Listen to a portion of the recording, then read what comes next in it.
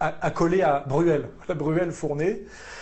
Mais ce qui est nouveau, effectivement, c'est qu'immédiatement, un des cadres du Front National, en l'occurrence Louis Alliot, vous savez que ce n'est pas un ami à moi puisqu'il me fait un procès, au lieu de défendre le président du Front National, président d'honneur, fondateur, résistant suprême, a validé finalement l'interprétation perverse des médias en l'attaquant au lieu de le défendre, ce qui est très maladroit politiquement et très dégueulasse sur le plan, je dirais, moral et affectif, sachant qu'en plus Le Pen est son beau-père. Hein. Voilà. Et puis je pourrais rajouter, sachant aussi, quand on regarde la gueule d'Alliot en face, qu'il doit son existence politique à Jean-Marie Le Pen intégralement, plus ensuite à sa fille. Quoi, voilà. Et la chose encore plus étrange que j'ai constatée comme vous tous, c'est que Marine Le Pen, qui est l'arbitre, normalement, au lieu de défendre son père, l'a enfoncé, on va dire, froidement et subtilement et délicatement en parlant de faute politique. Voilà.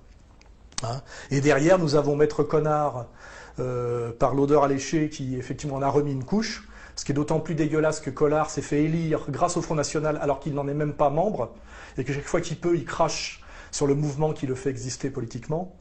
Et puis de toute façon, c'est toujours agaçant de voir un avocat marron marseillais qui a bouffé à toutes les gamelles donner des leçons à un type comme Le Pen qui se bat depuis 40 ans contre le système.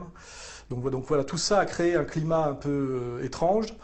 Et on a effectivement constaté que sous l'autorité de Marine Le Pen, qui est l'autorité suprême du Front National aujourd'hui, par la volonté de son père, ça faut bien le dire, hein, parce que sans la volonté acharnée de son père, Marine Le Pen n'aurait jamais pris la tête de ce parti, pour lequel elle n'avait aucune autre légitimité que son nom, il faut bien le comprendre.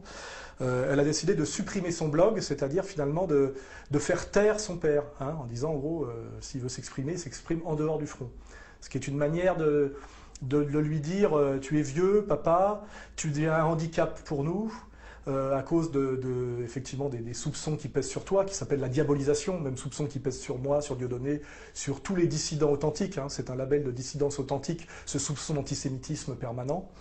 Et le message a été en gros, bon papa, tu deviens gênant pour la progression actuelle du front et de notre marche vers le pouvoir d'une certaine manière, et on te met gentiment au placard. Quoi, voilà. Et Le Pen l'a très mal pris, hein, Jean-Marie Le Pen l'a très mal pris, et il a jusqu'à écrire une lettre ouverte à sa fille en demandant qu'on lui rétablisse son blog. Voilà.